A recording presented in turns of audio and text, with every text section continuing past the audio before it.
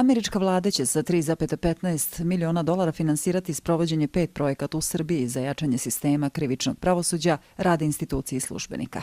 Nakon potpisivanja sporazuma između Srbije i Sjedinjenih Američkih Država o kontroli narkotika i sprovođenju zakona u Palati Srbije u Beogradu, zaključeno je da će saradnja dve zemlje omogućiti Srbiji još odlučniju borbu protiv organizovanog kriminala i korupcije. Živimo u eri kada se u mnogim savremenim državama dešavaju krivični procesi protiv takozvanih krupnih riba, gde imate sa jedne strane tajkuna ili čoveka koji je na nelegalan, nezakonit način došao do velikih količina novca, koji je u prilici i u stanju da u svoju odbranu uloži enormne količine novca, dok sa druge strane imate državu koja se često ili neretko nalazi u situaciji da nije sposobna da odgovori na isti način.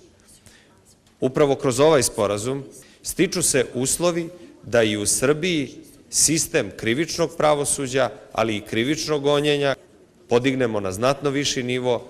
Ministar policije kaže da ovo prvi put da Srbija zaključuje jedan ovakav sporazum sa Sjedinjenim Američkim Državama. Što se tiče Ministarstva unutrašnjih poslova, za nas je veoma važno ono što će ovaj sporazum kroz različite projekte obezbediti efikasniji i bolji trening za naše policijske službenike, unapređenje njihovog profesionalnog razvoja unutar Ministarstva unutrašnjih poslova i što će sredstvima, naravno, Sjedinjenih Država, na kojima smo veoma zahvalni, biti omogućeno da naše policijske snage mnogo efektivnije se borbe protiv organizovanog kriminala.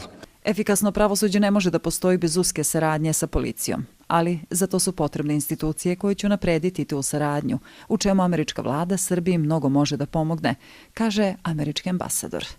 But it also allows Meni i američkoj vladi i ljudima koji se bave sprovođenjem zakona i pravom u mojoj zemlji je veoma bitno da bliže sarađujemo sa Srbijom. Upravo u mesecima koji su pred nama imaćemo mogućnost da ovde ugostimo i neke agente FBI-a, zapravo zbog toga što je kriminal sličan ovaj u Srbiji i onaj u Americi jer ne poznaje granice. Zato želimo da pomognemo da zajednički izgradimo profesionalne institucije koje će moći zajedno da se bore protiv ovoga.